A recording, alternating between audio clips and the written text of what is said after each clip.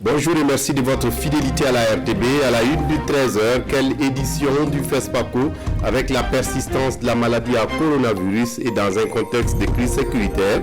La réflexion se mène à Ouagadougou depuis ce matin. L'atelier international de réflexion sur la tenue du FESPACO 2021 doit faire donc un diagnostic sans complaisance, comme vous le verrez dans ce journal. Et dans ce journal, aux États-Unis, Donald Trump se dit immunisé sur Twitter et affiche sa volonté de poursuivre sa campagne électorale. Mais le réseau social Twitter qualifie le message de trompeur et appelle à la vigilance. Bonjour et ravi de vous retrouver.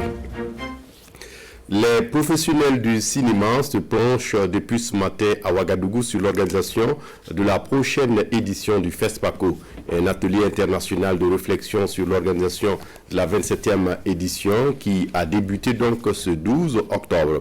Il s'agit de réfléchir sur un programme opérationnel et réaliste dans un contexte de crise sanitaire et sécuritaire. Souleymane Sanou, Amadou Marcelto. FESPACO 2021, quel type de comité d'organisation pour l'édition post-cinquantenaire et quel contenu à l'épreuve du Covid-19? Réunis pour 2 jours, ces différents acteurs du cinéma et de l'audiovisuel du Burkina, du Mali, du Ghana et du Nigeria échangent afin de proposer un format réaliste de l'organisation du festival. Il y a la crise sanitaire, mais doublée d'une crise économique sans précédent. Il était important pour nous de réunir les acteurs afin que nous réfléchissions sur un schéma opérationnel, réaliste et pertinent. Comme je l'ai indiqué, il s'agit de faire plus et mieux pour la prochaine édition du FESPACO parce qu'il est exclu pour le gouvernement du Burkina Faso que nous fassions un impasse sur cet événement qui constitue la voix du cinéma africain dans le monde. Pour y arriver, anciens secrétaires et délégués généraux du FESPACO, gestionnaires de salles de cinéma, producteurs, spécialistes de la santé et de la sécurité, la contribution de tous est attendue. De quoi favoriser l'élaboration d'un meilleur scénario pour relever le défi de l'organisation. C'est un grand défi, mais nous avons des dévanciers qui ont assuré les 50 années passées. Notre génération a le devoir de réussir aussi les 50 prochaines années. Malheureusement, nous commençons ces cinquantenaires avec la Covid et avec les questions de sécurité. Mais c'est des événements de notre époque, nous allons y faire face et réussir le coup. En attendant, le comité d'organisation maintient la date de la 27e édition du FESPACO, prévue du 27 février au 6 mars 2021, autour de la question de la contribution du cinéma à la culture de la paix.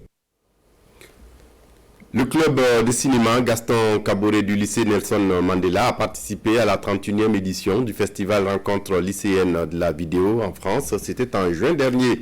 Le club a reçu un prix d'excellence et ce 10 octobre, les membres du club de retour sont allés présenter le trophée à celui qui porte le nom de leur club. Lors de la cérémonie de remise de trophée, les autres réalisations du club ciné Gaston Kaboré ont été projetées, notamment le prix de l'audace, premier court métrage du club réalisé en 2009.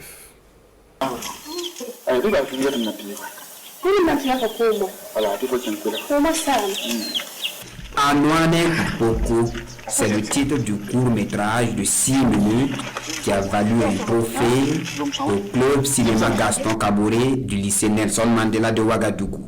Le trophée du 2e prix du festival Rencontre lycéenne de vidéo en France, un festival organisé par l'Association française de la promotion du cinéma en milieu scolaire. Ce court-métrage relate les réalités de la société africaine. Le film parle d'un jeune homme qui s'est marié avec une femme et 4 ans de mariage, il n'avait pas d'enfant. Et maintenant, il y avait la pression de la société. Il a voulu dire à la femme de repartir chez lui et le lendemain, il a trouvé que la femme était enceinte. Des problèmes qui ne se posent pas seulement au niveau de la femme, mais l'homme peut être réellement le problème. Fier et honoré, le représentant du premier responsable du lycée reçoit des mains du réalisateur le trophée. Nous les encourageons à continuer sur cette lancée. C'est vrai, ils ne doivent pas oublier qu'ils sont élèves, ils peuvent allier les deux, ça peut se faire. mais qu'ils aient beaucoup de courage pour pouvoir faire ce travail qui demande beaucoup de temps. Le club cinéma Gaston Kaboré a produit son premier film en 2009.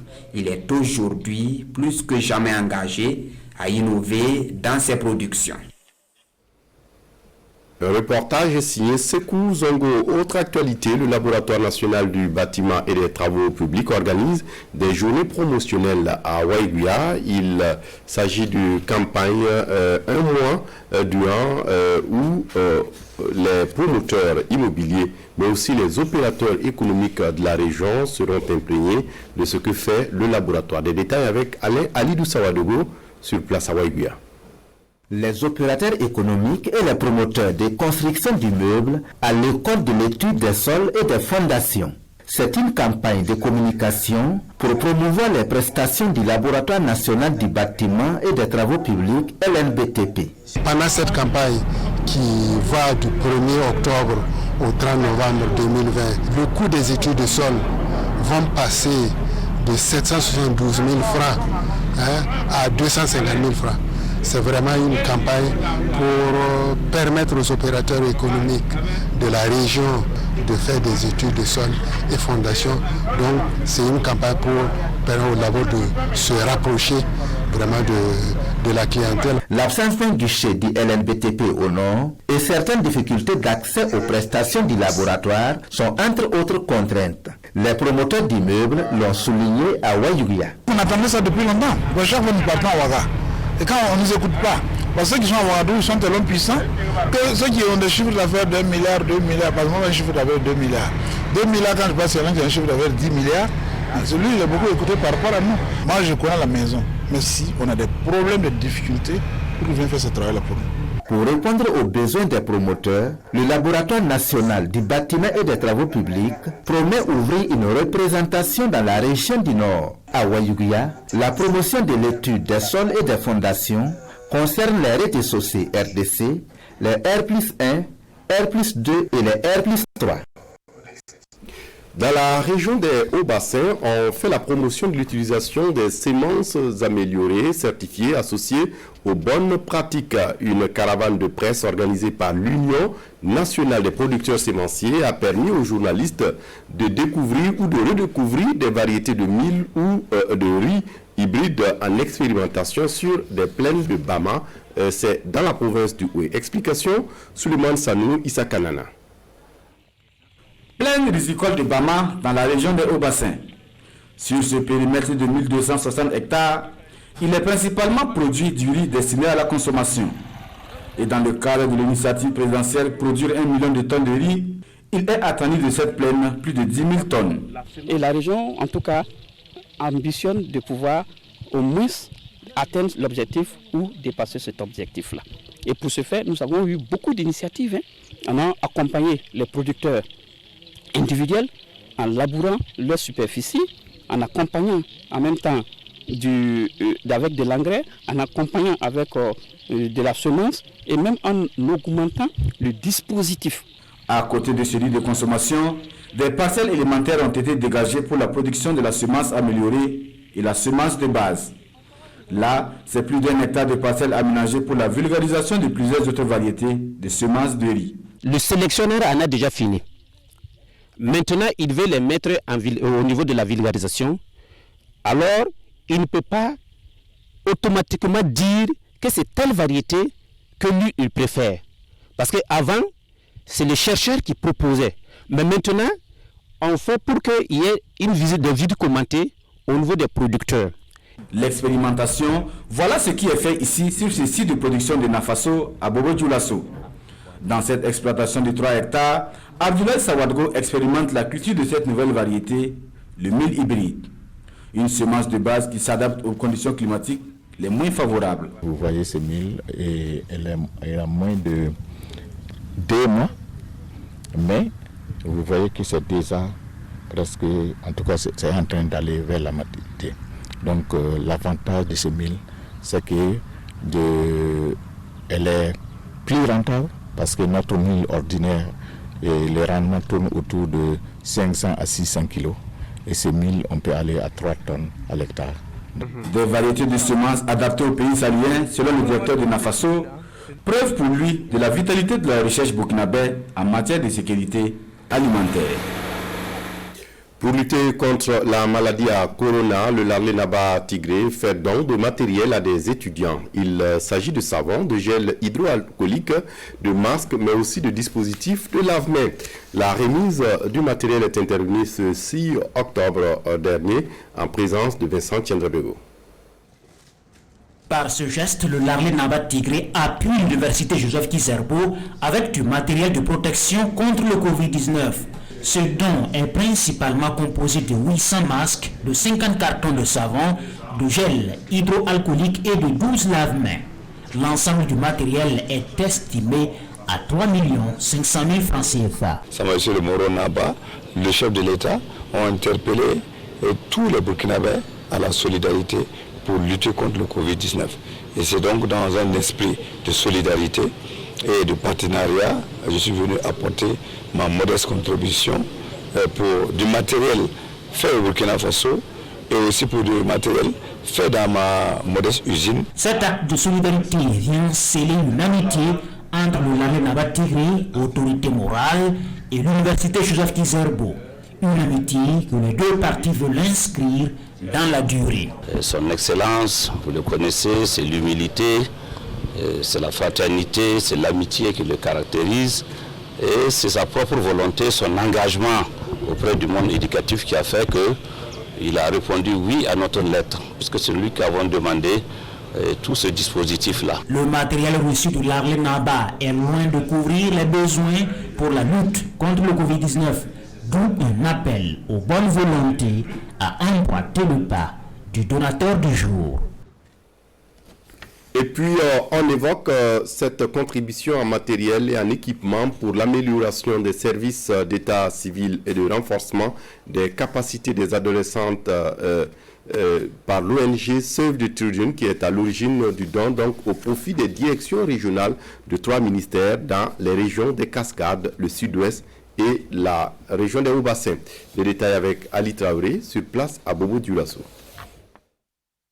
3 motos, du matériel bureautique et médico-technique entre autres, le tout d'un coût de 30 682 000 francs CFA, offert aux régions des Cascades, du Sud-Ouest et des Hauts-Bassins.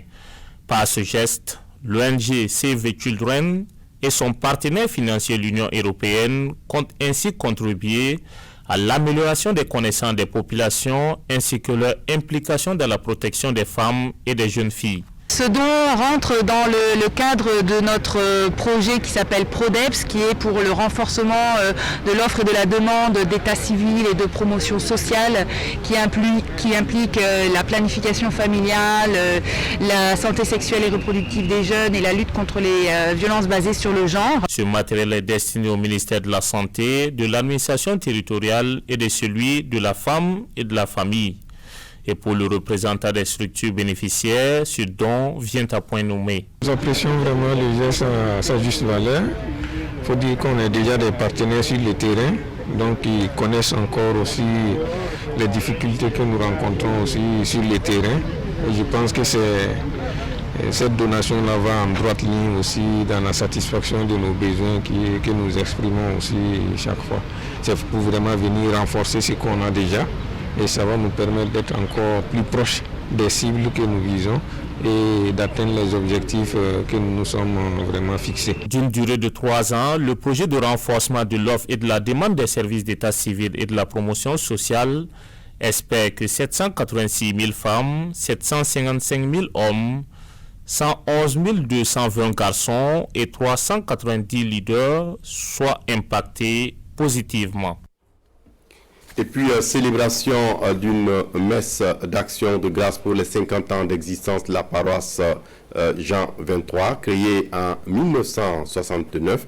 La célébration s'étend sur une année. Une messe vient d'être dite ce dimanche 11 octobre en présence de Marguerite Douagneau. C'est une célébration en fanfare de la messe du jubilé d'or de la paroisse Saint-Jean 23 de Ouagadougou. L'Eucharistie de ce dimanche est riche en enseignements. La paroisse créée en 1969 par le cardinal Paul Zungrana pour offrir un lieu de prière aux différentes communautés étrangères vivant au Burkina Faso. C'est en 1971 qu'elle prendra le nom de Jean 23 et aujourd'hui, ce sont 50 ans de vivre ensemble dans la foi et dans la fraternité, et cela malgré la divergence d'origine des paroissiens qui sont célébrés en action de grâce. Un jubilé n'est rien d'autre qu'une action de grâce. On s'émerveille et on rend grâce au Seigneur pour ses multiples dons, pour ses merveilles d'amour. C'est ce que nous sommes venus faire. La messe de ce 11 octobre marque le lancement d'une année jubilaire. Le comité de pilotage du Jubilé d'Or annonce 75 activités qui vont meubler cette année. Activités spirituelles et caritatives, mais aussi récréatives. Mais le plus important, selon le curé de la paroisse, c'est notre foi. Comment faire pour construire une communauté? Alors il y aura beaucoup d'activités qui vont dans ce sens-là, pour reconstruire la communauté, pour que nous puissions vivre ensemble. La paroisse Saint-Jean 23 de Ouagadougou, un exemple d'intégration dans la solidarité au regard de l'histoire de sa création et de son évolution, dira le parrain du cinquantenaire. Aussi les paroissiens ressentent-ils une fierté légitime de célébrer ce moment de grâce. Pour ces 50 ans, nous allons encore aller au large, comme on l'a dit pendant l'homélie, pour faire de ce cinquantenaire vraiment un moment de prière, de partage, d'enseignement. La messe d'action de grâce enregistre la présence du nonce apostolique Burkina-Niger, l'archevêque émérite de Ouagadougou, Monseigneur Jean-Marie Untani Compaoré, qui a inauguré la paroisse, les autorités civiles et politiques et les représentants des différentes confessions religieuses. À l'issue de la célébration, une kermesse permet aux fidèles de partager des moments de détente. Et puis aux États-Unis, Donald Trump se dit immunisé sur Twitter et affiche sa volonté de poursuivre sa campagne. Mais le réseau social qualifie le message de trompeur et appelle à la vigilance. Regardez. Le président américain n'est plus considéré comme risquant de transmettre le coronavirus à d'autres personnes. C'est ce qu'a affirmé son médecin 9 jours après l'hospitalisation de Donald Trump. Cependant, il n'a pas mentionné si le président avait été testé négatif pour le Covid-19. Extrapolant à partir de ce communiqué, Donald Trump a tweeté « Feu vert complet total des médecins de la Maison-Blanche, cela veut dire que je ne peux pas attraper le virus et que je ne peux pas le transmettre, vraiment bon à savoir ». Peu après, Twitter a ajouté un avertissement à ce tweet, estimant qu'il contenait des informations trompeuses sur le Covid-19, puisque les scientifiques ne savent pas combien de temps on reste immunisé après s'être remis d'une contamination. L'équipe de campagne du président a déclaré que Donald Trump prévoyait d'assister lundi à un grand rassemblement en Floride, un état clé de l'élection présidentielle, suivi de voyages en Pennsylvanie et en Iowa. Pendant ce temps, le rival de Trump pour l'élection du mois prochain, Joe Biden, a fait campagne dans les États charnières de Pennsylvanie et du Delaware. Il a exprimé son incrédulité face au projet du président d'organiser des meetings et a critiqué la position laxiste de l'administration Trump sur l'utilisation des masques. La revue de presse des quotidiens est signée Vincent Tiendrebego. Corruption au Burkina Faso, la police municipale tête de liste. C'est la une de l'Express du Faso à propos du dernier rapport du RENLAC sur la situation. La police municipale est ainsi classée à cause de ses actions de contrôle de la circulation urbaine. Elle est suivie par la douane pour ses opérations de contrôle au niveau des postes fixes. Et la police nationale, avec ses contrôles de documents d'identité, vient compléter le trio paramilitaire en tête du peloton. Alors, maillot jaune pour la police municipale, reprend le journal Le Quotidien. Que faire face au phénomène? La réponse se trouve dans le même rapport qui recommande aux autorités de renforcer l'arsenal juridique et d'émettre des ordres de recettes à l'endroit des personnalités qui perçoivent parfois des rémunérations au-delà du réglementaire, sans oublier l'effort attendu de la presse dans l'investigation pour mettre à la place publique les dessous de table à forte odeur de corruption.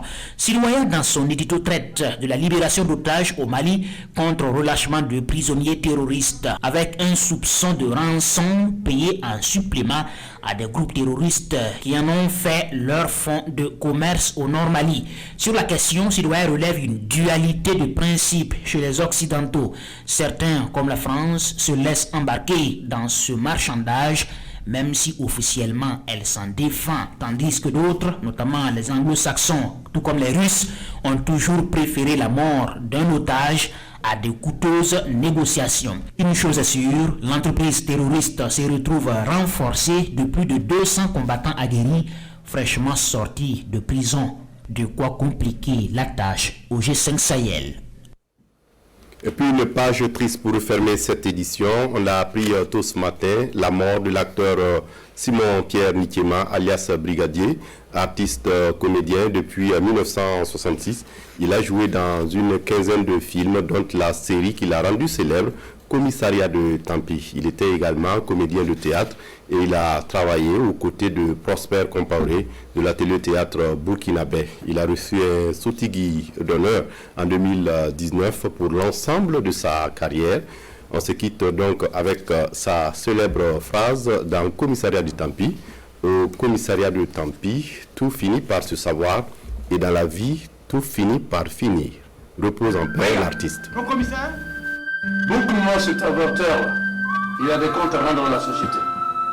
Il passera devant le juge. Imbécile, tu as passé les 5 de tes jours en prison. Ici au commissariat de Tampi, tout finit toujours par s'arranger. Repose en paix l'artiste.